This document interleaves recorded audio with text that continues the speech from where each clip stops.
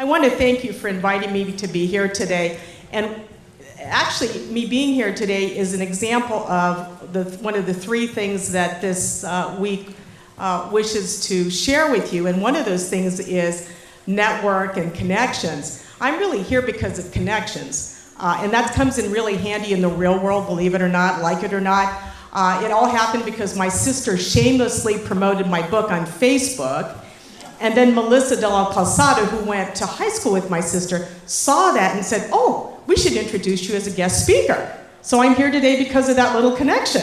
So it shows you what happens with networking and people you know and people that happen. But I'm a very unusual type of doctor. What's going to happen this week is you're going to hear a lot about fitness and health and well-being. And even though I'm a medical doctor, what I do a lot of times with my patients, I talk about what brings joy and purpose into their life. So I'm going to share a little bit about that with you using my own story, because one of the organizers said, listen, you need to talk to them about being empowered, inspired, and connecting. So I'm going to share you just a little story. About 1992, when I was nominated to go to the White House, one of my friends in high school, my competitors in high school, found out, and she called me up and said, in rather cattle-y type of way, oh, I heard you're going to the White House. And I said, yes. And she goes, well, you know, you just lived in Imperial Beach. Why you? Why you? And I said, well, it's because I lived in Imperial Beach that I am going to the White House, and I want to move on. So one of the things I want to share with you is don't let people put you down where you came from, where you go to school. I mean, most of us here are women, and you will go in places in business and education where you automatically stand out, that you look different from all the other guys and all the other suits that are in the room. Well, one of the things I always believe in, having worked in the man's world, is when you are standing out because you look different and present differently, take that as an opportunity to be outstanding, because they're looking at you right then and there. You have their attention. The other thing I want to share as well is really find your voice in this life. A lot of people do things because their parents told them to do it, or their friends did it, or, you know, and really it takes a long journey to find really what you're about and what your journey is going to be and what you want to do. I'll give you an example. I'm really here today because this is hometown for me. My father retired in the 1970s, typical military family, retired in Imperial Beach and went to high school there. And then I went to UCSD, and then I trained in the Navy at the hospital. And in 1992, I was at a crossroad in my career. I had completed 10 years in the Navy, and my commitment was up, and I had the opportunity to get out of the Navy. And my husband at the time was an attorney in the town. And I said, listen, I'm trying to decide if I should get out or stay in. He says, well, why don't we go to Palm Springs to this weekend with the attorneys and their spouses and just think about it. So we went to Palm Springs at the Ritz-Carlton, and it was a wonderful weekend because I got to meet all the spouses. And I remember going into a cocktail party, and there are the wives of the law partners, and they were all tan and rested. They had done Pilates for the day, played tennis, and they had time to take their children to their lessons and to Montessori, and they were just relaxed. I, on the other hand, was a frazzled commander at the Navy hospital working on the wards for 9 months straight, rarely saw my children, and I was really burnt out. So I remember looking around and looking at all these women, and then I turned to my husband, I said, you know what? I decided I'm gonna get out of the Navy, I'll turn in my papers, you make law partner, and I'll become your trophy wife. Wasn't yet to be. So that Monday, I went back to work, and I picked up the papers for release from active duty from the military. And I looked at the papers, and I realized, my gosh, they're like divorce papers. I had been in the military all my life as a Navy brat, and now I was going to surrender that. And an act of God happened. As the papers were on my desk in my office, my phone rang, and it was the commanding officer for my unit, the commanding officer of internal medicine, and he called and said, and he didn't know why he was trying to get out. He said, I was looking over the message traffic from Washington today, and there is a job opening in Washington, D.C. as a White House physician for the Navy. They have Army, Navy, and Air Force, and I'd like to nominate you as one of the 6 people.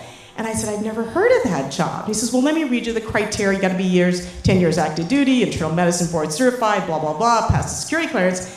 And he says, I think you could do this. And I said, no, let me run this by my husband. So I called up my husband, who was in a law firm in San Diego, and I was telling him about it. He says, "No, you don't want to do it. You don't like, we don't like Washington. It's humid. You can't drink the water, and they don't have good Mexican food there. And we're in San Diego. We live 3 houses down from our parents, and I thought you're getting out." And I said, "You're right. Okay, fine. I'll say no." And so I was getting ready to call the captain, and my pager went off, and it was the captain, and actually it wasn't. I looked, and it was my husband. He was calling me. And I said, "Well, I just got off the phone." He says, "You know what, on second thought, why don't you accept the job? You won't get it anyway, but it's worth it, and it'd make a nice resume item when you apply for Kaiser."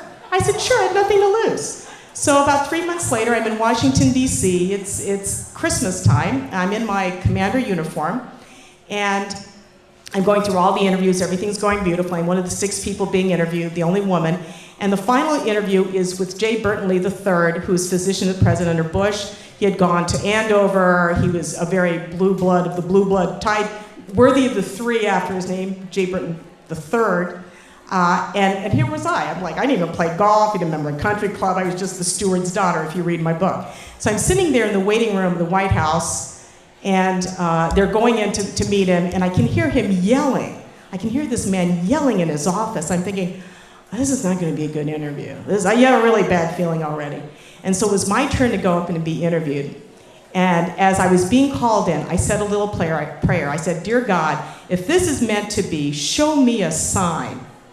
And I walked into the room, and there was Dr. Lee, 6'2", about 62 years old, and the sign was there. It was right on his forehead. It was a Band-Aid right across his forehead. And I just thought, you know what? He's got a boo-boo. And my kids were 3 and 5 at the time, and they had boo-boos too, and they put Band-Aids on them. And I thought, I have nothing to fear. I have nothing to fear. And if I blow this interview, I'm going back to San Diego. I mean, this is a win-win.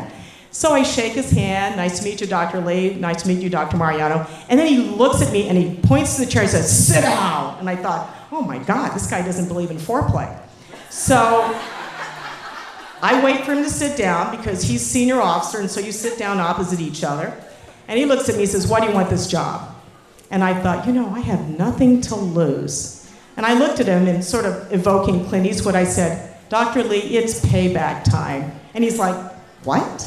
And I said, "I owe a lot to this country. I owe a lot to the United States of America.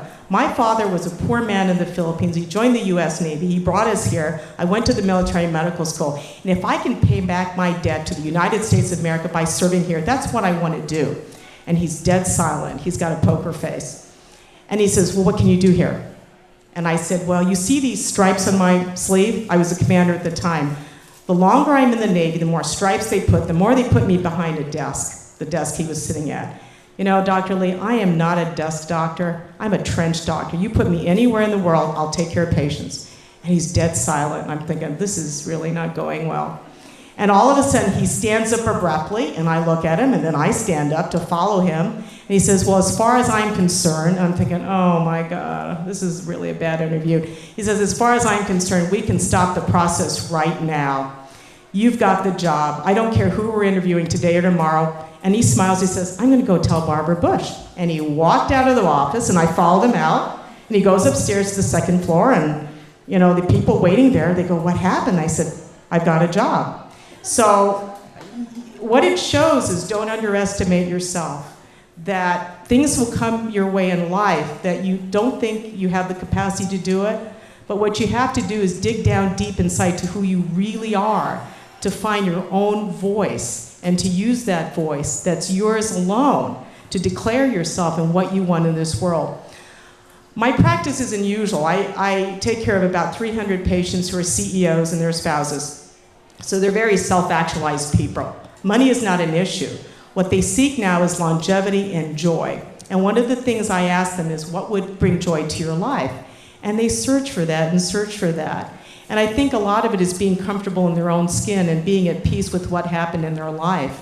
But when I look at an audience like this one, and I look at women's conferences, because I've been to many, each of us is seeking something to find at this conference. And a lot of times, it may not be the particular topic, but it may be the speaker and that message that the speaker can bring to you. And so the message I'm going to bring, because I like to be short and sweet, is number one, look at your contacts, because the friends you have today may help you in the jobs you have later. And it is a small world, and it is a small network. So be nice to each other. One of the things I've always realized with women in business is they can be very harsh. You know, some of the biggest put-downs are women. You know, I'm a woman physician. How many times do I get asked if I'm a nurse? No, I'm not a nurse. You get asked, and it's by one of the secretaries, a woman's secretary. Don't assume that someone is not what they are. So really be supportive of each other. And for the women who open doors, leave that door open for other women to follow through. Mentor other women. And for women who are younger, find role models to mentor you. Because every woman who's made it likes to say, well, I made it this way, let me help you. And really find the secret of what helped her be successful. And everyone has their own story, and everyone has to find it. The other two things are the empowerment part, is really believing in yourself, and that takes time, and that takes confidence. I've interviewed hundreds of people for jobs at the interview, and that's a tough process. And they show me their resume, and I said, you know what, I don't want to look at the resume, because if they made it this far, they're good.